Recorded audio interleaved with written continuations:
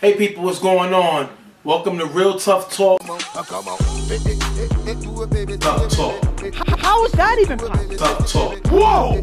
Stephen J. partner goes, Show some respect. You did not answer the question. he's a bad man. Bad man. He's a bad. He finally said it. The slipper's gone. The dress has holes in it. The cart turned into a pumpkin again. So what else you gonna I do? guess this team couldn't cover a twin mattress with a king size sheet. Lights out season. Lights out for you.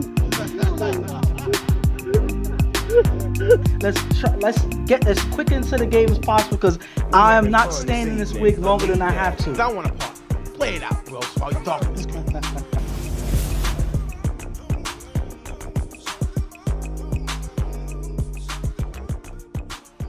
All right, people, what's going on? What's going on? I want to thank y'all for being here with us for another week of Real Tough Talk.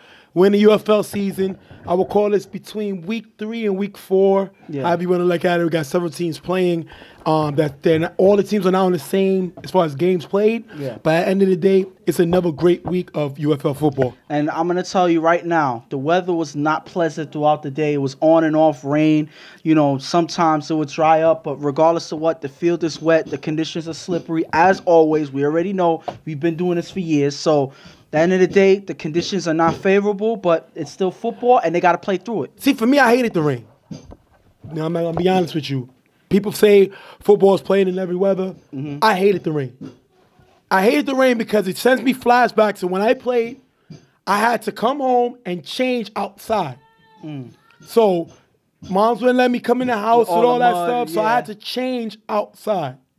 You know what I mean? And if that means your boxes or you don't wear got mud on it from playing, that means you might have to be in this out.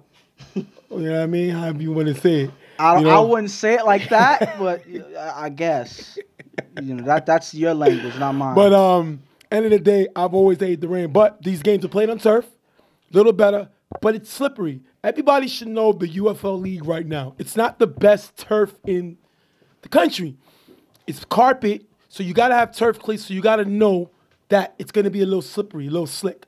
So I don't think it's all about, it's obviously your shoes, but you got to know how to cut, when to cut, how to balance your body to keep yourself upright. I mean, we've been doing this for 7 years. And not to stay on this, but I already mentioned it last week. If certain people are able to perform at a level where they would normally perform on a dry field and they're not slipping and slicking and all of that, if they're able to do it, then any team can do it. So Right. You just got to adjust and make sure that you're prepared for it at all times. And we'll talk about the games. The first games we're going to talk about is Grind Time versus LES. Grind Time is coming in at 2-0. Won 2 big games last week, showing that they made their debut and they won both games in their debut.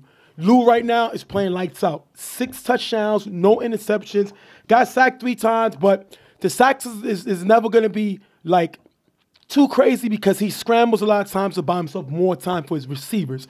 So he's not a big runner. He may take a sack here and there, but he's a very efficient, dangerous quarterback, especially when he's scrambling with the ball. And the thing about that is sometimes you have to sacrifice some, taking a sack in order to keep the drive going. Correct. And that's actually a smart strategy by a quarterback that has enough experience to know that taking a sack is better than forcing a pass and losing the ball, throwing an interception. And on the other side, they play LES. LES lost both games opening up. They're 0-2. JJ has struggled, throwing 1 touchdown to 4 interceptions in this league so far. They even got blanked one of the games. What do you think they have to do this week to change up and get a little momentum going forward in the season? I mean, I mentioned it before. JJ has to find a way to get himself comfortable in the pocket. He has to set up strategy, routes for his receivers to move where he wants them to so that he can predict where they're going to be at so that he can know where to throw the ball. Then he has to be protected. Every now and then he has to have protection because he's not good under pressure, not so far that I've seen. So if he has the extra time from pressure, from the protection, I think that he's going to be able to make more accurate throws. All right, we're going to jump right into the game with LES and Grind Time. LES gets the ball. JJ, on 4 rush, runs in the gap and gets the first down. This is what JJ needs to do. He has the ability to run. So he has to use that ability and move the ball. Whatever it takes to get your offense moving, that's what you got to do. 3rd down, JJ with blocker from Will. Throws to Brian on the sideline for a decent game, getting him to the 5-yard line. 4th and goal, JJ rolls right, throws the elbow in the front of the end zone. Elbow with a nice catch for the touchdown. Will gets the extra point. 7-0. Way to start it off. They were able to connect throughout this whole drive. You know, JJ, after getting the first down, is finding his check downs. Guys are running routes and getting open, and they're making plays for him. And that's what elevates the confidence of a quarterback to the point where now he's able to roll out and find his receiver here. He makes a good catch. And that is the first time this is their third game, and that's the first time they scored on their opening drive in the season. That's a great way to start off the momentum. Lou on 4 rush, throws deep to Bo in the middle, passes short, picked off by Will. LES gets the ball back. On this first drive for grind time, Lou is not accurate on his pass. This is not something that we normally see in Lou. Lou is normally accurate and, you know, timely with his passes. He doesn't do it here. He's inaccurate. It could be the weather, but I'm not going to use that as an excuse that he just threw a bad pass on that play. After getting the first down, JJ on 4 rush throws the elbow open on the sideline, who runs for a nice gain. If you look at Frank rushes to give the giver help and leaves him wide open, doesn't pick him up. Third down, JJ on 4 rush, rolls right, throws the Will in the corner of the end zone, high, incomplete. Last down, JJ's blitzed by Frank, who's picked up by Will. JJ throws a nice pass to Brian, cutting in the end zone for the touchdown. If you look right here, 2 defenders let him go. Elbow gets the extra point, 14-0, LES. And the defense is making a couple of mistakes on this drive. Here, you see Frank worrying about helping the giver, leaves his receiver open. And here, 2 defenders let Brian go right past them, leaving him open in the back of the end zone. They're not talking, they're not communicating, they're not helping each other out. And because of that, there's no switches to the open receiver. That lets Brian open for the pass there. After a short pass for a first down, Lou on 4 rush pumps and throws the A-high on the sideline. Picked off by Brian. LES gets the ball back. If you look here, the pump from Lou draws Brian in. Sometimes Lou has a habit of over-pumping the ball. And now, I kind of think sometimes the overpump takes away from the defenders buying it, and now they wait. And if you look here, Brian took that one. But I'm gonna argue against the fact that he overpumped. I think that it was an unnecessary pump in the first place, because this pump here, if you look at Brian's reaction here, as soon as he pumps, he sees where he's looking. He pumps, Brian reacts by cutting to the receiver that's open. So now you open the window for him to find where the receiver's at. If he would have either just threw the ball or looked elsewhere, he would have not drawn the defense so obviously. So the pump attracted Brian and led him to the open receiver that leads to interception. LES gets the ball back. They're not able to do nothing. They're going to punt. Lou gets the ball back. Lou gets blitzed by Joel. Yomi picks up the block, but he's sacked by Simon. That is a big sack by Simon. I like his size. I like the ability, what he's able to do, and that's a great play by them. And this is them sticking with the play, even though the blitz was blocked by Yomi. Simon is able to stay within the count and find a way to get behind the block and get the sack. Second down, Lou on 4 rush, throws a Yomi on the sideline, picked up by Spud, who runs it back, but is going to be a flag. Simon hits Lou in the face as Lou was attempting to go make a play. So the ball is brought back, but bottom line, still an interception. Bad throw by Lou. He's making a lot of mistakes that we don't usually see him make. Another interception here. And this is just him being inaccurate. I don't know, like I said before, I don't know if the ball's slipping out of his hand. I don't know what it is, but this is not characteristic of Lou. He's just having a bad game right now, and it's reflecting the interceptions that he's thrown. JJ with 2 passes for a decent game. Then JJ on 3rd down is blitzed by Shaw. Rolls right, throws to Dennis in the middle, tipped by Josh, caught by Spud, who runs for a nice gain, getting him to the 2-yard line. Josh has to make this interception. He's the captain of the defense. He's the guy that makes everything happen defensively other than Jalen. He has to make some plays. That is a big miss by him. Spud keeping his eye and his head on the swivel. Great pickup. 4th and goal. JJ on 4 rush finds Will in the front of the end zone for the touchdown. 20-0, LES. And it looks like the momentum of this offense is what's propelling the game to move forward. Yep. The momentum for this, if you see here, JJ is looking accurate in his pass. It's like a tale of 2 teams right now. Before you see grind time with Lou looking accurate, throwing in his passes and being and you know, not turning over the ball. And now you see JJ doing it when he was doing the opposite last week. So now you see JJ throwing passes, being accurate, getting through his checkdowns. And here I like this play call here with Will standing with the block and then running out at the last second, and JJ's able to find him wide open for the touchdown. Last play before half, Lou's gonna throw it up, tip incomplete, taking us into the halftime, 20-0.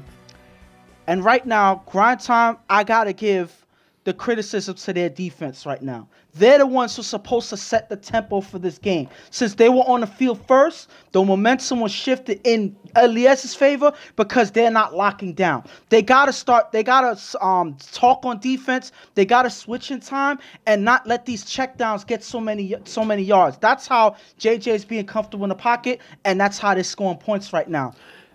If I'm LES, I'm taking this. We had the ball 4 times. We scored 3 out of our 4 possessions. That is how you make things happen. And defensively, we are not scared of blue. But what's most important, you didn't hear white bread.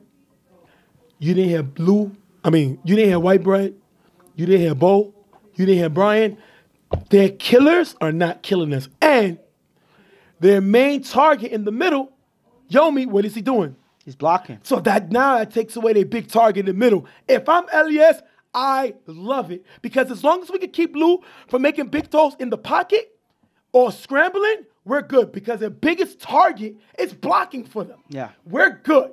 We take that speed away from the outside. We don't allow them to do what they did to Team X last week, and we're good.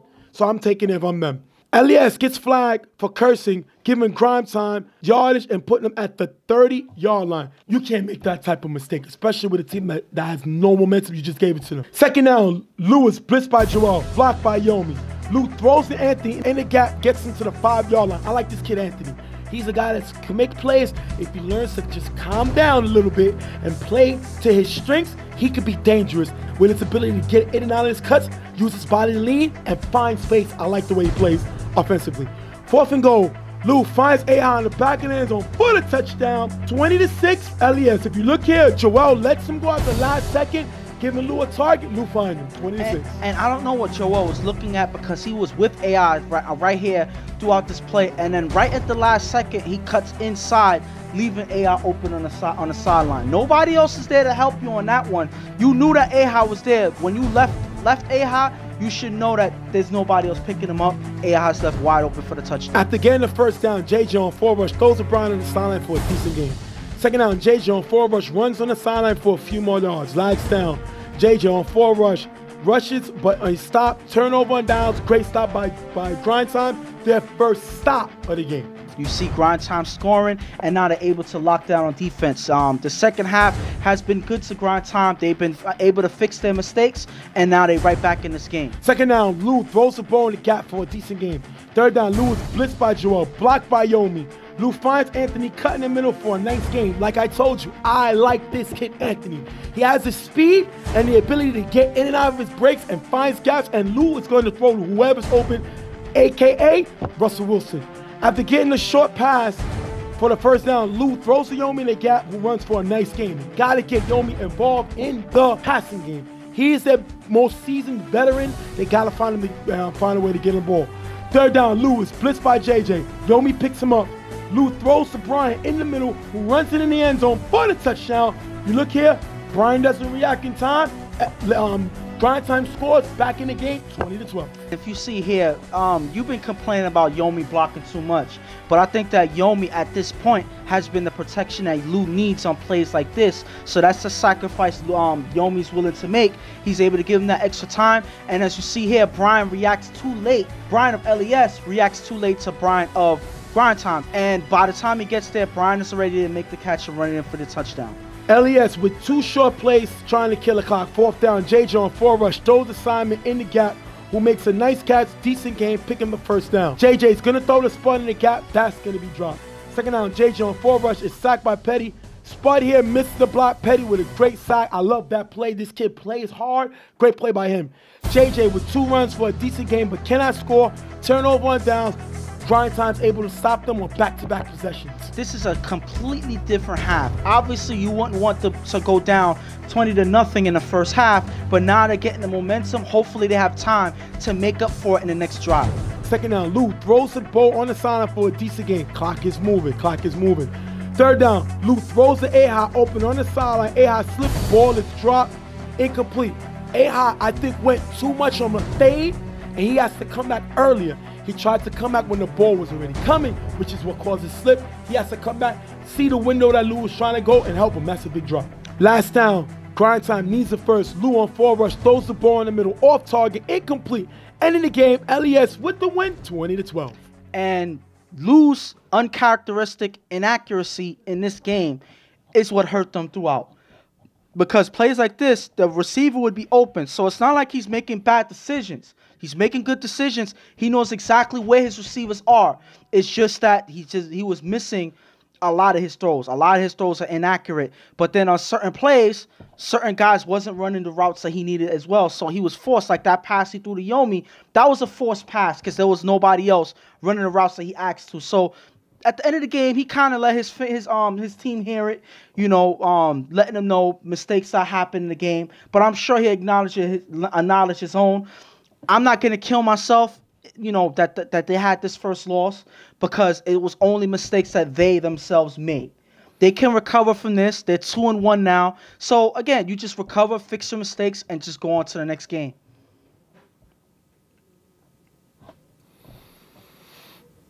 I'll give you my thoughts on both teams. LES played great today. But this is the game they needed to have. Yeah. Couldn't afford to go 0-3. And this is a big team that's in their division. They have to beat this team. JJ looks like the quarterback that we think he has the potential to be. Yeah. But he didn't score in the second half. Scored 3 out of 4 times in the first half. Didn't score in the second half. That's huge. He has to be able to keep the momentum going when his defense cannot help him. Mm-hmm. They have to fix that. But on Grind Time side, they had the ball 7 times, scored twice. Lou in the first half, he threw 3 interceptions. That's terrible. Mm-hmm. But you know what makes it worse? First of all, he threw no interceptions in 2 games. And this game, he threw 3 in 1. That's bad. But you know what makes it worse? He threw an interception on first down. Mm-hmm. He threw an interception on first down. And he threw an interception on second down. His turnover, they scored twice on his turnovers. They punted 1 of those times on his 3. But they scored twice on his turnovers. Mm-hmm. He can't make those mistakes. Second half, he scored a touchdown on 4th down. He scored a touchdown on 3rd down. That's what he needs to do. You cannot do that to your defense throwing those interceptions. You cannot. You don't have a high-powered defense already. You cannot make those mistakes if you're Lou, especially with the type of quarterbacks and teams in your division. You have to always be pedal to the metal. You cannot give up. Help hurt your defense by hurting them to give up. Grind Time gave up 7 points in 2 games. Mm-hmm. And now you gave up 20 to a team that only scored once, which is an average of 3.5 in 2 games LES had, which is less than a touchdown. Listen. You gave up 3 scores. My thing is, okay, all of those is true. I get it. But this is their 3rd game, and it's their first loss. The first time Lou threw any interceptions, he threw them all in this game. Every quarterback, after a while, has one bad game. It's all about what mistakes you make and how you fix them. At the end of the day, and it's, to me, it's not the interceptions, because like you said, we've seen the best do it. It's when he threw it. You can't throw 2 interceptions on first downs and 1 on second. That's inexcusable. I got it, but my thing is, you're making it seem like, oh, this is panic mode. And I all didn't say this. it's panic mode, but he can't make these mistakes. But no. But your tempo is, you analyze every single mistake that they made, that he made, and made it seem like, oh my God, that he's in trouble. He has to listen.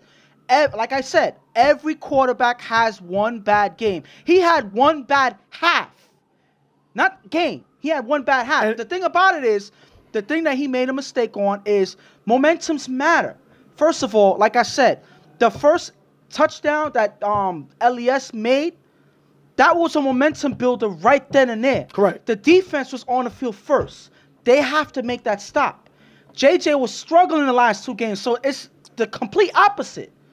JJ had practically nothing in their first 2 games. And in this game, he was able to score just like that in the first drive.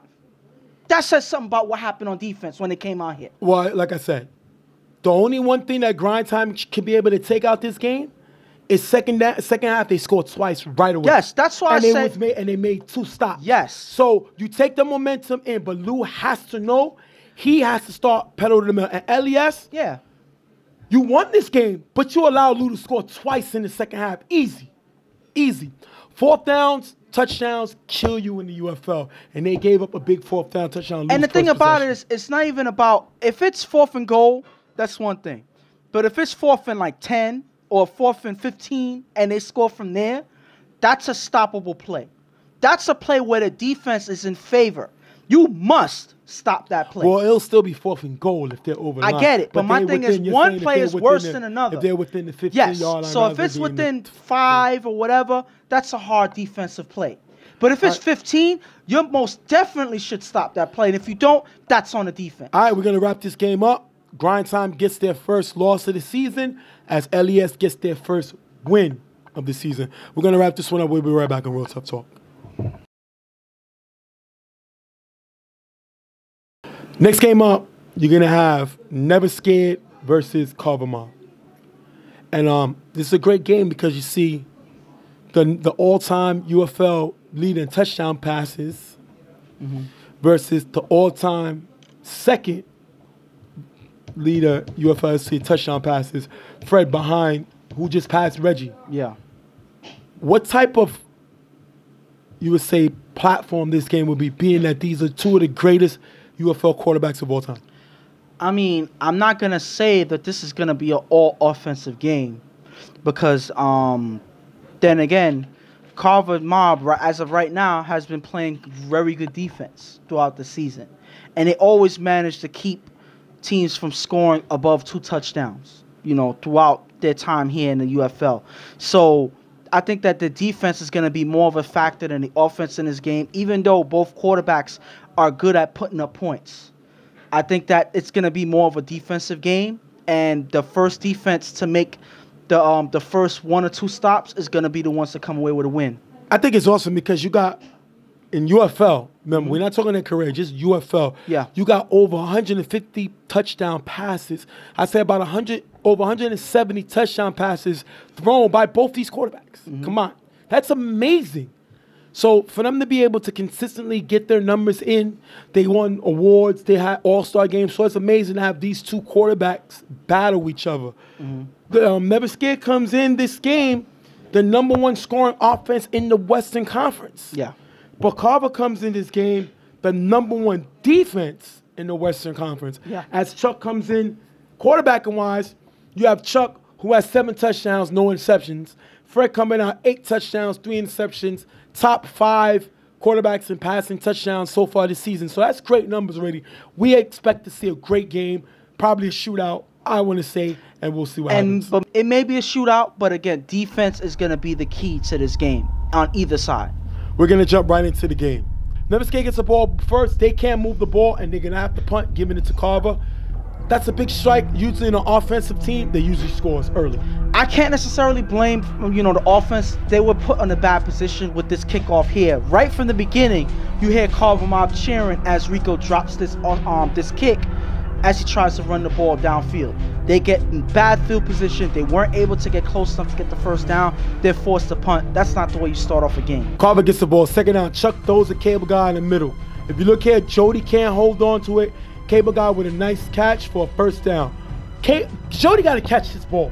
You can't play one of the best quarterbacks of all time, one of the best teams of all time, and miss opportunities. You know how many chips Carver won because of missed opportunities by other teams? Yeah. That is a big miss. He drops it. Cable guy, great catch by him. Second down, Chuck throws a sign in the middle for a decent game. Third down, Chuck finds Cabby open in the corner of the end zone for the touchdown.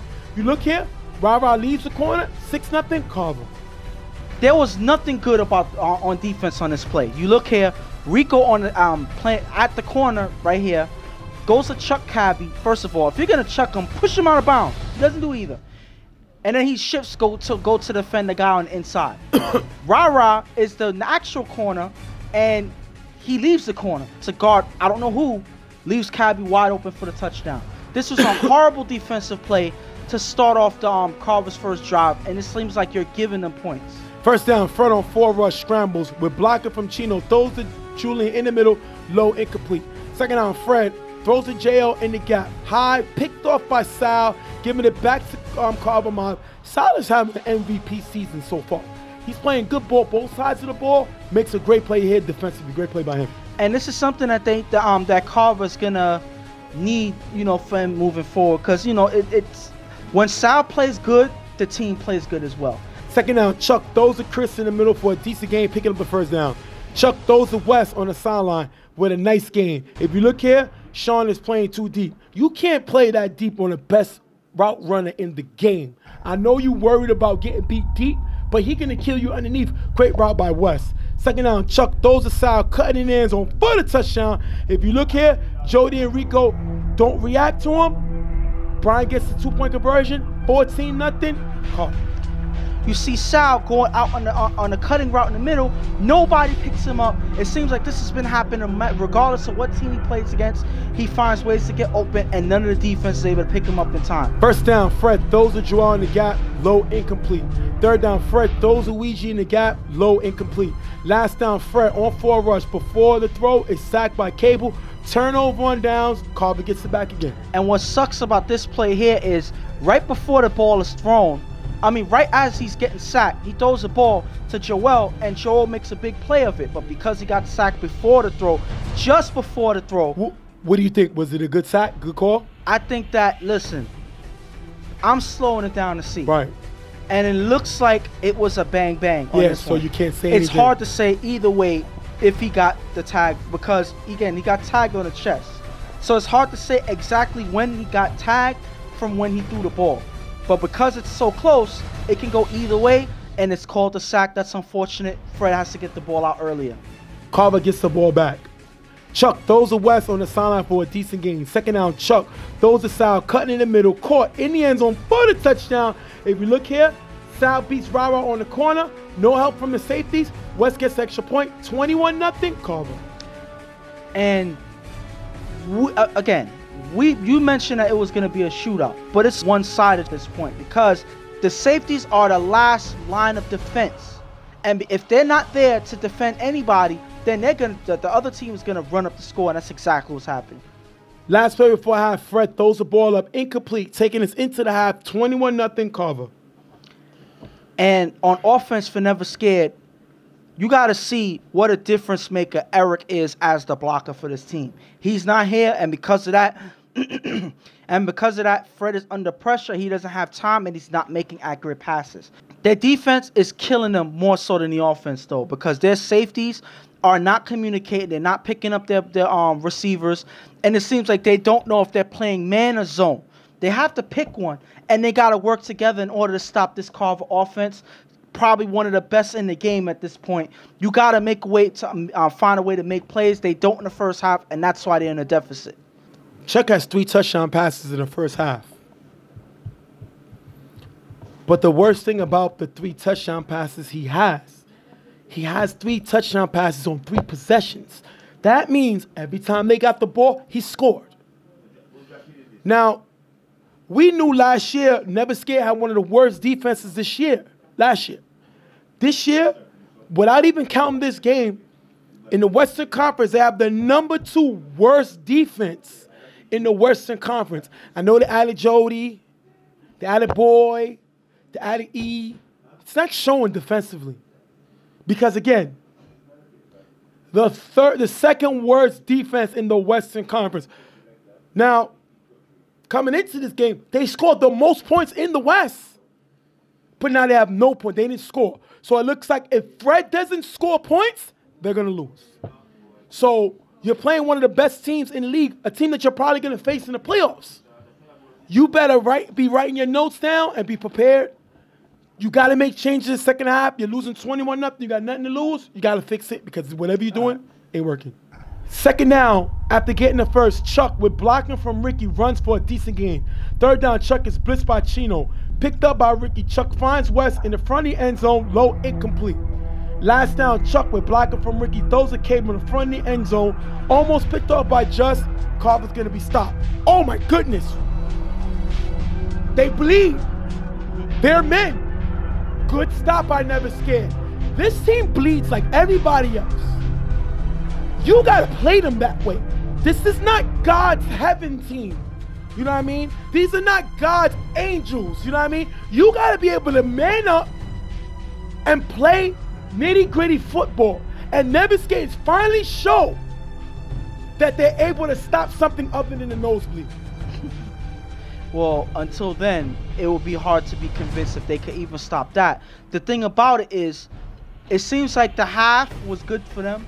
That the time, you know, rested was them able to collect and talk about their mistakes. Finally, they're able to stop Carver on his drive. Hopefully, because this becomes a trend, because they're going to need it if they're going to come back in this game. Second down, Fred throws a JL in the gap for a nice game. After getting the first, Fred throws deep to Sean in the gap, knocked away by Tommy. Second down, Fred is blitzed and sacked by Brian.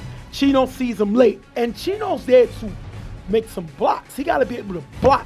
They don't got their main muscle, Eric, but Chino got to block. But this is not what Chino does. He's not a blocker. And they pay for it here. Fred on fourth down, throws the draw in the gap, can't reach the end zone. They get stopped, giving Carver right back the ball.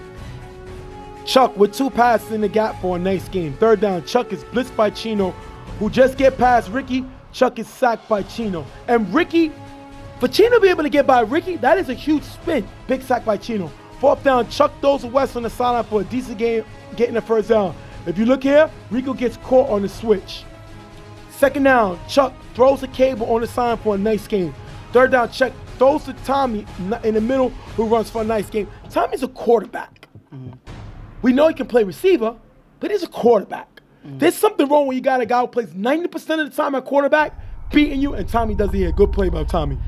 Fourth down, Chuck throws a sound in the back of the end zone. Knocked away by Robert, turnover on downs. And what did Arnold Schwarzenegger say in Predator? If it bleeds, we can kill it. You just stopped Carver twice. So they show the fact that they are human. They're not invincible. But you just got to limit your mistakes. Great stop by Never Scared. 2 big stops in a row. But you know the difference? It's not that, oh, if it bleeds, we can kill it. Because they did not wound Carver at all. So I don't call that a wound. All they did was they hold the line and stop them from being wounded further. That's all it was. They're already getting beat up 21-0. All it is they have to wound them now by scoring. Never Scared hasn't been able to do that. And the way they're moving on offense, I don't see them doing that. The key to this to the game is this next drive here. Second down, Fred throws a jail in the gap for a decent game. Third down, Fred throws the jail again in the gap for a nice game. Gotta get jail the ball if you want to make plays. Last down at the 40-yard line, Fred scrambles, falls, throws Luigi, incomplete. Fred was trying to run, but Chino misses the block, ending the game 21-0. Carver Mobb. This is what is telling of the whole game for Never Scared. They were confused and didn't know what they were doing. That's how it looked. On defense, they could not hold anything up until later on in the game where they made 2 stops. But at that point, I don't think that Chuck and Carver Mobb were actually taking this game seriously because they already was holding Never Scared on defense. Then on offense, Never Scared was non-existent. Uncharacteristic of them because they're able to score points on anybody. They had no points this game. Why? Fred had no protection. Fred was not throwing accurate passes. And guys were not in the routes that they need to be in. All of that is a key factor in why they were not playing like their normal selves and why they came away getting shut out 21-0. Tell you a few things I'm going to throw spin on it, both teams. Carver Mobb has the best defense in the West. Never Scared was averaging 17 points a game in 3 games. No.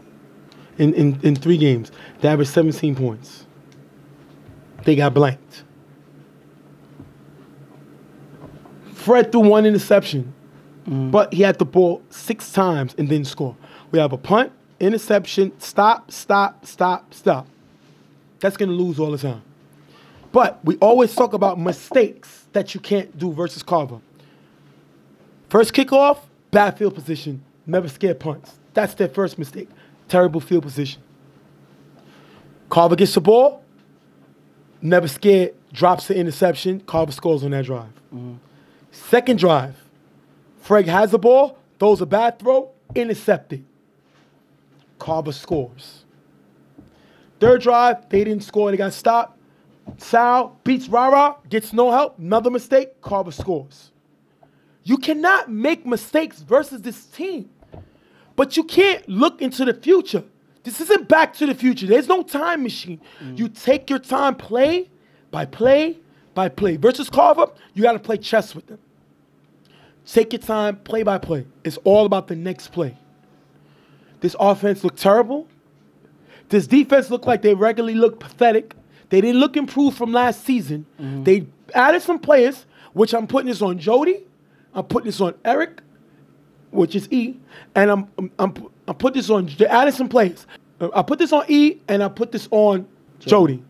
These are guys that they added to help them. Boy wasn't here, which would have been nice because he's one of the top defensive players. But at the end of the day, this team, defense is terrible. They need their muscle back because we seen when he wasn't here today to help Fred by blocking. Fred didn't score no points. On the other side, Carver looks like a well-oiled machine. But if I'm Pams, you know my saying. I'm never going to allow something in a win that I wouldn't have lost. Carver did not score in the second half. Ricky got beat and gave up a sack. They did not look like they took this game seriously in the second half. And you can't do that. If you're going to turn the pedal on to the metal, you have to go all guns blazing. And they look like they took a little momentum, you know, and they allowed Never Scared to be able to get back in there by getting stopped twice in the second half. I mean, but it's unfair to say that they allowed them to get back in it because, yes, they did kind of slack in the second half, but by that point, they already had Never Scared's offense figured out, as you saw with the ending score, 21-0. One thing I could say about Carver Mobb is that they have faith in their defense all the way. Every year that they play in this league, they have one of the best defenses, if not the best defense in the league. So a lot of people put everything on Chuck and their offense, but they never talk about how good Carver Mobb's defense is. True. So you got to put it, give it to them, regardless of what. They had the #2 defense in the league last year. Exactly. Right. So again, it shifts every now and then. Sometimes they have the best, sometimes they have the second best or whatever. They're always in the running for the best defense in the league. So you're going to have full confidence that your defense can hold, especially if they were able to hold the other team to 0 points in the first half entirely. So, yes, they kind of slowed down or whatever, killing the clock here and there, not taking everything seriously. But if you are fully confident in your defense and it delivers, you can win no matter what team you face. All right, we're going to wrap this game up. Carver with the win. They go to 3-0. 21-0 over Never Scared, who falls to 3-1. We'll be right back in Real Tough Talk.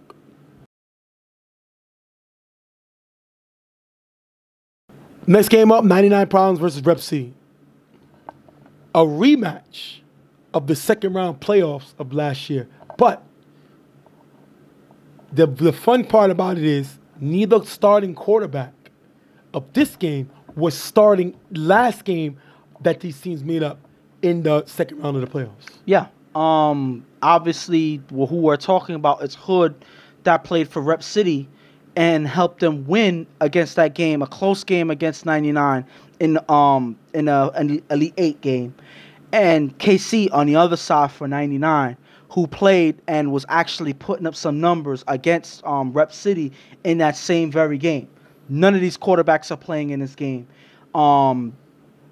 Shannon has the helm for 99, and Hood left Rep City to play for another team. So now Izzy has the helm as quarterback, returning from the previous year, getting them to the Elite 8, you know, and having the best record in the league. And these guys are facing each other. And we saw KC, the former 99 Problem starter on the sideline. Yeah. He also started for 99 the first game of this season, but he lost that game, and he threw 3 interceptions. He wasn't dressed. It don't look like he's with the team anymore. We're not sure. It's still on the roster. What do you think going forward is going to happen as far as KC on this team? I don't see him coming back and playing with this team because, again, KC, at the end of the day, he can play certain positions or whatever, but he's a quarterback through and through. And plus, with the staff, the guys that they have playing at 99, what place is Casey going to play in? Where else he's going to play? You know, is he going to play tight end? I don't think they need a tight end the way that their team is structured. I don't think they need a slot receiver or anything like that. I don't see KC playing that after what just happened. You know, he came here to play quarterback. Yep. He took him to a championship 2 years prior. He had one of the best leagues in the season last year. One of the best records in the season last year. And they put him on the bench for Shannon, who's an unproven quarterback. Let's just say that. It's facts. He's a good quarterback. He doesn't have a full winning reputation as quarterback yet. He's not a fully established quarterback Correct. yet, I can say. He has a skill set to prove that he is, but he's not proven yet. This is the moment that Shannon has to prove, and I guess that's why they made the move. All right, we're going to jump right into the game. Third down, Izzy throws a route in the middle for a decent gain, picking up the first. Then Izzy on 4 rush throws a horse in the gap who runs for a nice gain, getting him to the 20-yard line. Horse is the guy I played with. You know what I mean? He was a star when I played with him. He was our star tight end, big name player. He's not the same player anymore. Father Time is undefeated, but he's still a capable tight end that can make plays. Good play by him there. Third down, Izzy throws deep to Meach in the back of the end zone. That's going to be dropped. Fourth down, Izzy throws it up, incomplete, turnover on downs. 99 gets the ball back. And on third down, Meach has to make this catch. I know I killed Meach. Then he played well last week. But this is not a way to start it off again. Izzy goes to him, and he makes a big drop. Next down, they end up turning over the ball, giving it back to 99. Listen, that was a drop touchdown pass. That's an opportunity miss. And this is something that you don't... Well, you mentioned that, you know, Meach on offense sometimes is 50-50. He kind of drops passes every now and then. So this is a pass right here that Meach has to catch. No questions asked. He doesn't hold on to it, and because of that, it leads to them turning over the ball in the next play. Third down, after 2 short plays, Shannon gets blitzed by Beaskey. With blocking from Pop, Shannon runs in the gap, nice gain, and a first down. This guy is Michael Vick. I've never seen a guy who can run the ball like Shannon, and he's left-handed. This guy is a touch football Michael Vick. Great game by him. Shannon on 4 rush, shakes B-Dot, throws the egg, cutting in the gap for a nice gain, getting him to the 7-yard line. If you look here, Rel doesn't see Ed cutting behind him, and the defense isn't talking. Third and goal, Shannon rolls right on 4 rush, shakes Dot, finds Ed in the front of the end zone for the touchdown. 6-0, 99. First of all, with the last play, when you speak about Rel is one of the safeties, so he's the last line of defense. The fact that there's receivers passing by him shows that the defense is not communicating. There's certain blind spots that a safety have, especially if receivers are coming from the sideline. That shows that they weren't talking there. That leads to a big play. And on the next play, there's no excuse as to why you have one of the slowest guys on your team chasing one of the fastest guys in the league. That makes absolutely no sense. Listen, B-Dot's my guy. You know, I'm a big fan of his, you know, player blocker, but he is not a person that belongs there. He runs like a statue. You might as well say that. And again, against one of the fastest guys in the league, there's no excuse for him being there. And that's what Shannon's able to buy himself some extra time, making this play, making a miss, and is able to find. And look what they added. Ed was on one of the best offenses last year, and they added him to this 99 firepower. Wow, great pickup by them. Great touchdown by Ed there. After getting the first down, Izzy throws the B-Dot in the gap, who runs for a nice gain. Second down, Izzy throws the B-Ski on the sideline for a decent gain, getting him to the 10-yard line. Third down, Izzy's blitzed by Hector, who's picked up by B-Dot. Izzy finds Tess in the corner end zone for the touchdown. If you look here, Rico chucks him inside, giving him the outside. Herbie gets an interception, but it's 6-6, tie game. And they're able to recover and score right back. Izzy is able to drive down the field, get his check downs, not necessarily lose his cool from the last turnover, and they're able to put some points up on this drive and is able to come right back in this game. 99 pass the first down on the kickoff. They go 4-0. Next play, Shannon throws the Elay in the gap, falls, but still makes a catch for a decent game. That should be a top 5. I think so. What do you think? Regardless of what you call it, let's just, you know, say we could call it a top 5 nominee. But if you look at this play, what a way to stay aware and focus on the play. He slips, loses his balance, but is still able to pick up the ball, get up. He can't get much yardage after that, but at least he tries to. So that's the way to stay focused and keep the drive going. That's a key play there. Third down, Shannon throws the E, who beats Reem in the gap for the touchdown. If you look here, Reem gets beat right off the route for the touchdown, 99. And this is Reem right here. First of all, Reem is not their most fastest guys on the secondary. So because he gives the receiver the outside, he cuts out. As soon as he makes that move, he's beat. There's no way that he's catching him at this point. And because of that, that's an easy touchdown for Shannon. We're going to show the extra point. We never show extra points unless it's something huge. Look at Shannon on this play. Look at the scramble and the buy time. Then he rolls left and finds Ed in the front of the end zone for the extra point. 13-6. This guy is Michael Vick. Just to show y'all, side by side, why we call this guy Michael Vick. Great play by him there. Rep City get the ball. They go 4 and out. They pass the first down on the kickoff, 4 and out. Second out, Izzy throws a rail, cut in the middle, picked off by Twan. 99 gets the ball back. Twan, the reigning rookie of the year, makes a great play, and this 99 secondary can lock up with any team in this league. Great pick by Twan. And the thing about this play here is normally Rel is able to kill whatever defender he comes up across. Now he met his match with Twan. Twan is here. He has the same height that Rel has, and he has speed to catch up and make that play there. I don't think Izzy expected Twan to come and take that ball, but that's exactly what Twan did. That is a great defensive play by him. Second down, Shannon gets blitzed by Meach, who gets picked up by Bop. Shannon runs to the sideline for a nice gain. Great run by Shannon. Third down, Shannon throws a Christian wide open in the corner of the end zone for the touchdown. If you look here, BC gets caught with the switch. 19-6, 99 problems. And it seems like the whole thing about all of these guys with their speed and everything, it's hard to keep up with them. And you see Beaskey here kind of making the same mistake that Reem did, only here he saw that he was beat and he tries to call Tess for help. By the time he calls for help, it's too late and Christian's wide open in the end zone. They got to communicate right off of the line and know who they're going to switch to. Otherwise, you're going to get beat and isolated here, and Shannon takes advantage of it. Second down, Izzy throws deep to Steve-O, who has a step on Rubio. Underthrown, knocked away by Rubio. And they added Rubio, also another guy who played with them getters, another former all-star. This defense is no joke. Great play by him there. Second down, Izzy throws to Steve-O on the sideline. Drop. Rep City is going to have to punt. And right there, that deep pass to Steve-O with Rubio there, this pass is way underthrown because Steve-O he did have a step on him. Unfortunately, Izzy wasn't able to get the ball enough to get Steve-O to make a play for it. Second down, Shannon on 4 rush, runs in the gap. Nice gain, getting him to the 45-yard line. After getting the first down, Shannon on second down is blitzed by Beaskey, who's blocked by Bach. Shannon runs outside, cuts inside for a nice gain. How do you stop a guy who can run like a running back? Great play by Shannon, showing the legs there. Third down, Shannon throws deep to Christian, open in the end zone for the touchdown. If you look here, Test is left guarding 2. That's going to end the game. We won 1 straight half this game. 99 with the win, 25-6 over Rep City. And all of that non-talking, the no communication on defense leaves Test isolated. If you saw the last play, he went that same direction in that same very area where Test is guarding.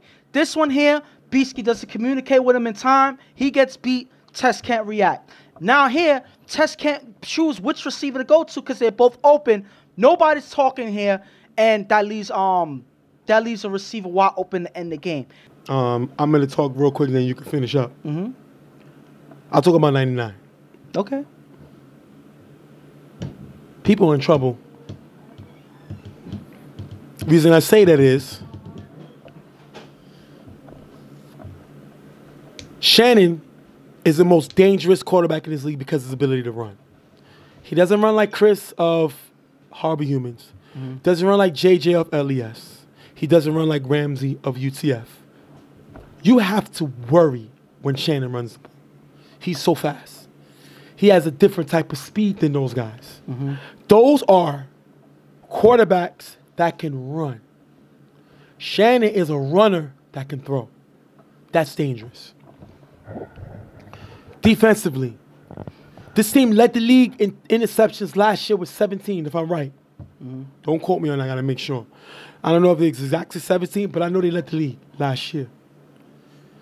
They got 5 coming into this game, and they got 2 this game, and they added Herbie to the team, who wasn't with them last year. That is a big weapon defensively. They can lock up with any team in the league. That's a YMM. That's a Carver Mobb.